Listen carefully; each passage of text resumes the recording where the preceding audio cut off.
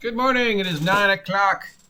It is the 31st day of January. I am joined by the cat. Meow. I am your grumpy guide to all things gaming. It is time for that rare occasion where I talk about games I actually like. Just to surprise you. Just to throw a wrench in the machine that is the OGGM Adventures. Occasionally I'll actually say there's a game I like. What? No, you hate everything. You want to pee in the cereal of gaming, OGGM. But no, there actually are games I like, just not 5th edition. Today, let's talk about Pinnacle Entertainment's award-winning and very bizarre Savage Worlds. Savage Worlds is a game that does not get enough love. It has its peaks and valleys. Currently is enjoying a peak because there's doing this huge cross-promotion between Paizo's Pathfinder and Pinnacle's Savage Worlds. I'm going to mess up saying this. I can already tell. So if you've been following, there's a Kickstarter going on where they are converting all of the Pathfinder stuff to the Savage Worlds rules. So that'll be interesting. And like a year ago, they did Rifts. They did the same thing with Rifts, which was a huge box set of just converting the Rifts world stuff to Savage Worlds. So those are definitely the Savage World peaks. Also, Necessary Evil, the Savage World sort of superhero game, is considered an amazing product. So they do occasionally knock it out of the park, but mostly they're just sort of, float around here. So Savage Worlds came out of the award-winning Deadlands. Deadlands is a Weird West role-playing game that came out several years ago. Paradigm-shifting, amazing game, one ton of awards. I still can't feel my tongue because of this crap. And it was a playing card-based system, which fit because it was the Weird West. So you played poker, sort of, every time you needed to resolve, and you use poker chips to try and get special things, which were called bennies. You're instead of dice, you use cards. You draw cards. The magic system was based upon cards. It was a very interesting, very fun, very different, very tactile role-playing game, and there was something very satisfying about using cards instead of dice and having those poker chips in your hands and just playing with the poker chips and wondering, am I going to bet my poker chip, my Benny, to see if I can get out of this situation or not. So it was a very fun, tactile, different role-playing game. Savage Worlds took the engine of Deadlands and said, let's make a generic genre, anything goes type of game with sort of that pulp action feel that Deadlands has. But let's include a dice system as well as the playing card system. So when playing Savage Worlds, you can do dice or you can do the playing cards. It still has the bennies, but it did offer a dice system. And this is where Pathfinder got weird, because on the surface, if you read the rules for Pathfinder, especially character creation and the dice, it makes no sense and it should not work. Let's just say that right now, because I've said this before, because I love this game. And I've never not been satisfied playing Savage Worlds.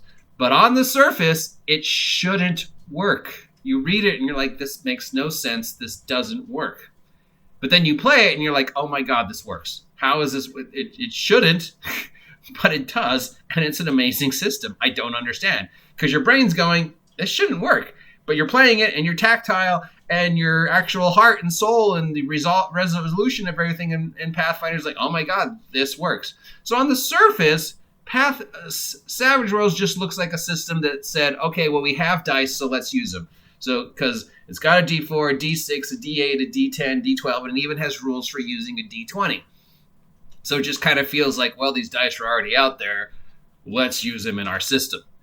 But the way we're going to do it is different.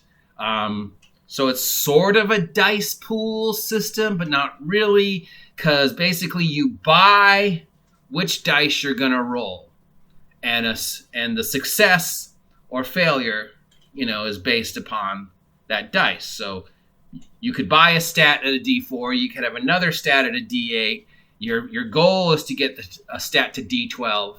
the D20 is for completely different. So you could have like a strength of D12, and you could have a dex of D4, and you could have an energy of D6. So you roll each separate dice based upon what rank you put on. You buy the rank based upon points, like a D4 for the stat or the skill costs 1 point. And then your success is, based upon numbers and trying to beat and stuff like that. And so it doesn't make sense, because rolling a D8 and rolling a D4, your chances of getting that 8 or the 4 are mathematically about the same. If you're rolling a 4-sided dice, you have a 1 in 4 chance of getting a 4. If you're rolling an 8-sided dice, you have a 1 in 8 chance of getting the 8. And if the 8 is what you're going for, you would think mathematically it's actually easier to get a 4 on a 4-sider than an 8 on an 8-sider. So why would I want to buy a higher dice? See, your brain just starts going, but no, Matt, why not just make it a multiple D6 system, or multiple? If you want it to be different, why not just make it a multiple D8 system? And how does rolling a D4 and how does rolling a D8 equal to drawing cards? The 52 decks, because there's a 1 through 10 plus the face cards and plus each color, so it doesn't cross. You can't compare the rolling the dice to drawing cards and then make the system work so it reflects both, and just and then you're just sitting there going, I'm gonna drink some Mountain Dew Major Melon in the hopes that it makes my brain work, because on the surface, Savage Worlds, you make no sense. And then you play it. Then you actually build a character, you play Savage Worlds, and you find, like, it does make sense. It does work. It is simple. It is easy. It is seamless. It is a fun, action-oriented pulp action system. And I have found in my various experiences playing Savage Worlds, especially Savage Worlds Superheroes, that there was not a single character concept I could not make in Savage Worlds and make sense. In fact, during the time when we were playing Savage Worlds, we would challenge each other to try and come up with a character concept based upon one thing and make it worse. Like somebody said, especially when we were doing Savage World Supers, like, it's like pick one power and then make a character that would work around that one power. That's no matter how ridiculous it is. And like one person picked radio broadcasting and another picked bouncing, and then tried to make a character that actually worked and made sense with just, and the first thing was, oh, you get bouncing. But every character we tried to make in Savage Worlds and in Savage Worlds Supers, no matter how bizarre the idea, worked. Like, I made a character that was basically an amorphous blob in a cardboard box based around, because I got stretching. But my amorphous blob in a cardboard box, who was based around stretching, worked in Savage Worlds. I'm going to keep saying this, aren't I? I'm going to keep calling it Pathfinder. So just assume whenever I say Pathfinder, I mean Savage Worlds. Pinnacle Entertainment Savage Worlds is a great game. It's a great system. It's seamless. It's action-oriented. It's fun.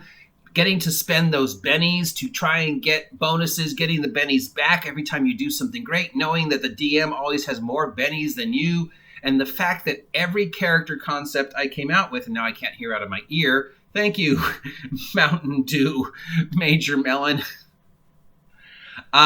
works. It works. Every character concept I've ever tried to make in Savage Worlds work. But on the surface, it shouldn't. The dice system, the mechanics of character building and combat and task resolution make no fucking sense. It should not work. But much like bumblebees, who should not be able to fly because their wings cannot support their weight, and yet they do, Savage Worlds work. Savage World is the bumblebee of role-playing games. Its wings should not be able to support its weight, but it does. Its system should not work. The card-based system works perfectly. The card-based system carryover from Deadlands into Savage Worlds still works. That is a great system. It's fun to use cards for role-playing, to just say, I play a jack, and I'm going to bet one Benny that I succeed. And then the DM's like, well, I play a king, and I'm going to play 2 bennies, and the bad guy eats your head. Yeah. And I now own your land, Colonel. Yeah, just something fun about that, about spending those poker chips. So the card-based system still works. The Deadlands card-based system is still brilliant. The dice-based system for Savage World, the character creation, the dice for powers, the skills, the task resolution, the D4, D6, D8, D12, and there's a D20 in there for no reason whatsoever, should not work. Should not work. But it fucking does. I don't know why it does. It does. I have never had a bad experience playing Savage World. There has never been a point in Savage Worlds where I felt I could not do something or I could not build a character. Every idea I've ever had, no matter how outrageous, let's see, I got stretching, I'm going to make an amorphous blob. Yeah, God damn this shit.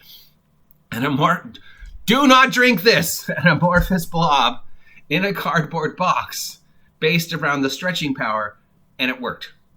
It works. So it is a great system. I highly recommend it. I cannot say enough about the pulp, action, expertise, adventure-oriented, bizarre, mind-boggling system that is Savage Worlds. Pick up the basic starter set because it's like a pocket book for like $15 and check it out. It's great. And I can't wait to see how Savage Worlds does Pathfinder, because I have a feeling all the things we dislike about Pathfinder and dislike about the crunchy system that is Pathfinder, they're going to find a way to make it work better in Savage Worlds than it did in Pathfinder, because Savage Worlds Rifts was better than Rifts. So Pinnacle Entertainment's Savage Worlds, I have nothing but good things to say about. It's a natural 20. Simply because still to this day, it boggles my mind.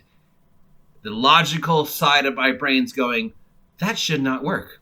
The logical side of my brain's going, those wings cannot support that bumblebee's weight.